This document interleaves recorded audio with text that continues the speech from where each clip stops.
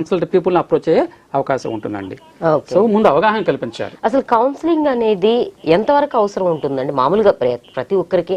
అంటే మానసికంగా ఏదైనా చిన్న చిన్న సమస్యలకి టెన్షన్ పడే వాళ్ళకి చాలా మంది ఏంటంటే సైకాలజిస్ట్ దగ్గరికి వెళ్ళడం అంటే నాకేమన్నా పిచ్చుందా, లేకపోతే నాకేమన్నా ఇబ్బంది ఉందా, నాకేం మెంటలా, ఇట్లా ఫీల్ అవుతూ ఉంటారు. ఒకవేళ అసలు అలాంటి ఆలోచనలు ఎందుకు వస్తున్నాయి అంటే ఒక సైకాలజిస్ట్కి దగ్గరికి వెళ్ళడానికి కూడా జనం ఎందుకు ఆలోచిస్తున్నారు ఇట్లా? ఈ స్టిగ్మా ఉందండి సొసైటీలో. మనకంటే మీరు సైకాలజిస్ట్ కావచ్చు లేదా సైకాలజిస్ట్ ఎవరి దగ్గరికి వెళ్ళినా కూడా వాళ్ళు వెళ్ళి వచ్చిన తర్వాత ఇతనికేదో పిచ్చి అని అంటారు అనే భయం అయితే ఉంది, భయం ఉంది పబ్లిక్ లో. అందుకనే ఇప్పుడు మా దగ్గరికి వచ్చే వాళ్ళు కూడా కొంతమంది అండి, అంటే ఇప్పుడు పర్లేదండి, మనం గతంతో పోల్చుకుంటే ఇప్పటి రోజుల్లో చక్కగా వస్తున్నారు, కౌన్సిలింగ్ సర్వీస్ తీసుకుంటున్నారు, లేదంటే సైకాలజిస్ట్ మెడిసిన్ తీసుకుంటున్నారు, వెళ్తున్నారు. అయినప్పటికీ ఇంకా ఆ అవేర్నెస్ క్రియేట్ చేయాల్సిన అవసరం ఉందండి.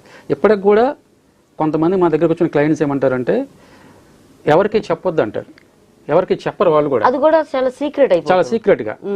అంటే క్యాన్సర్ ఉన్నా కూడా చెప్పుకోగలుగుతున్నారు, క్యాన్సర్ ఉన్నా కూడా చెప్పుకోగలుగుతారు, కానీ నేను సైకాలజిస్ట్ దగ్గర కౌన్సిలింగ్ తీసుకున్నాను అని చెప్పడానికి సంశయిస్తున్నారు. ఎందుకంటే అంత అవసరం ఏముంది, నీకు అంత భయంకరమైన ఇబ్బందులు ఏమైనా ఉన్నాయా, లేదంటే ఆ పిచ్చి అని ముద్ర వేస్తారని ఈ అపోహత ఏం చేస్తున్నారంటే ఎవరు కూడా దాన్ని స్ప్రెడ్ చేయట్లేదు. ఈ సర్వీస్ ఉందని కానీ మేము దాని నుంచి ఫీల్ అవుతున్నారు, నేను దాని నుంచి బెనిఫిట్ వచ్చింది అతనికి. ఒక క్లయింట్ వచ్చారనుకోండి, కౌన్సిలింగ్ తీసుకుంటారు, వాళ్ళు ఆ సమస్యను అధిగమించారు, ఆ అధిగమించిన దాన్ని కూడా వాళ్ళు వచ్చిన బెనిఫిట్ ను కూడా చెప్పలేని పరిస్థితి ఉంది. అంటే పలానా డాక్టర్ దగ్గరికి వెళ్ళాము, మాకు ఆ హెల్త్ క్యూర్ అయింది, మీరు కూడా వెళ్ళండి అని నార్మల్ గా అన్ని రకాలు చెప్తామండి మనం. కానీ సైకాలజిస్ట్ దగ్గరికి వెళ్ళినప్పుడు మాత్రం సైకలాజికల్ ప్రాబ్లమ్స్ సాల్వ్ అయితే మాత్రం ఎవరు బయటికి చెప్పుకోవడానికి ఇష్టపడరు. ఎక్కువ మంది ఇష్టపడరండి. ఎవరో కొంతమంది కొంచెం ఎడ్యుకేటెడ్ పీపుల్ కొంతమంది మాత్రమే ఇష్టపడతారు తప్ప ఎక్కువ మంది ఇష్టపడరు.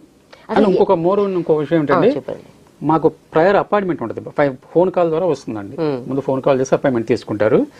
అలాంటి సందర్భాల్లో ఎక్కువ మంది చేసేది ఏంటంటే వాళ్ళ సమస్యని మా స్నేహితురాలకో ఉందని చెప్తారు మేడం. ఫస్ట్ వాళ్ళు చెప్పేది సమస్యను చెప్పరు, అంటే వాళ్ళకున్న సమస్యను చెప్పరు, అది వాళ్ళ సమస్యను చెప్పరు. సార్ ఇది మా పక్కింట్లో ఉందను, లేదా మా ఫ్రెండ్కి ఇలా ఉందండి, లేదంటే మా స్నేహితురాలు ఇలా చేస్తుందండి, ఇలా చెప్తారు మేడం.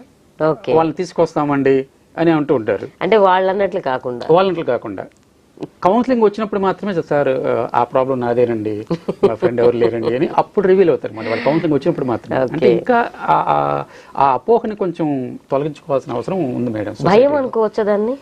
భయం ఏం కాదండి, అంటే స్టిగ్మా అంటారు దీన్ని. స్టిగ్మా అంటే ఇంకా మనకి కొన్ని సమాజంలో రకరకాల అభిప్రాయాలు ఉంటాయి కదండి. సొసైటీలో ప్రెజర్ వల్ల వీళ్ళు ఏంటంటే అప్రోచ్ అవడానికి వెనుకంజ వేయటం, ఒకవేళ ఇన్ కేసు ట్రీట్మెంట్ తీసుకున్నా కూడా చెప్పలేకపోవటం, అది సమస్యగా ఉందండి. సో ఇప్పుడు కౌన్సిలింగ్ అనేది ఎటువంటి అంశ